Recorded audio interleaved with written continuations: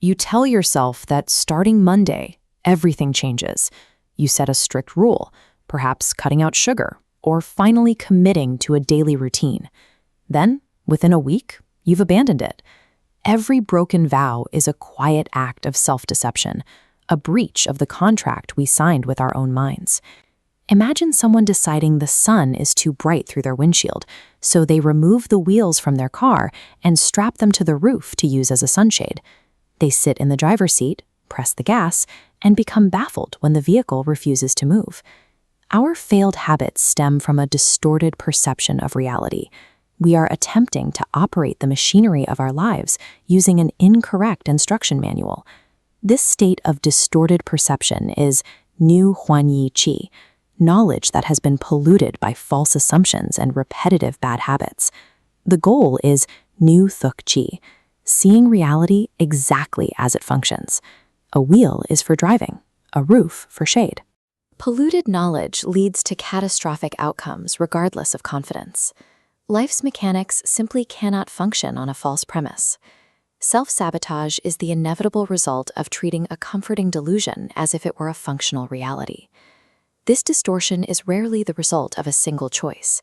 It is the cumulative product of daily, repetitive environmental conditioning. The process is huanyem, or habituation, and it functions exactly like the craft of a traditional perfume maker. This maker rolls incense all day. Even after washing, the heavy scent has permeated their skin. They have been physically dyed by their environment. This happens in modern neurochemistry. Repeatedly consuming hyper-processed sugar or engaging in cycles of toxic gossip dyes the brain's reward centers.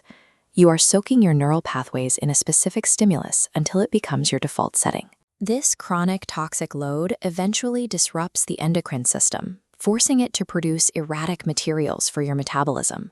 When the internal chemistry is this disorganized, the body can no longer provide the precise components needed to keep organs functioning effectively. Destructive cravings are the logical progression of soaking your brain in a toxic environment until your biology and the toxicity are one and the same. This biological pollution acts like a magnetic charge, expanding outward to dictate your social reality. Projecting negative behaviors creates an invisible gravity. That jagged frequency attracts individuals into your orbit who share the exact same destructive habits. This creates an echo chamber where everyone reinforces the original distortion, making polluted knowledge feel like objective truth. Hidden addictions and casual complaints dictate the architecture of your reality and the community you live in. To break this cycle, you must actively sever the connection to the habit rather than simply hoping for better results. This requires a perceptual strategy, weaponizing negative fixation to destroy the appeal of the addiction. Consider a poisoned apple. Instead of viewing a specific junk food as a treat, you must mentally magnify the cellular damage, the metabolic stress, and the physical sickness it causes. You force yourself to see the rot. This intense visualization cuts off the electricity to the habit. By refusing to feed the delusion, the craving shrinks until it dies of neglect.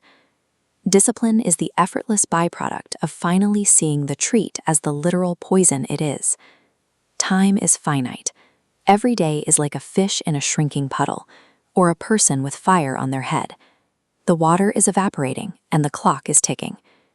Every moment spent operating the machinery of your life with a distorted mind is a waste of a depleting lifespan. Stop trying to drive the car with the wheels on the roof. Align your perception with reality and build a system that actually moves you forward.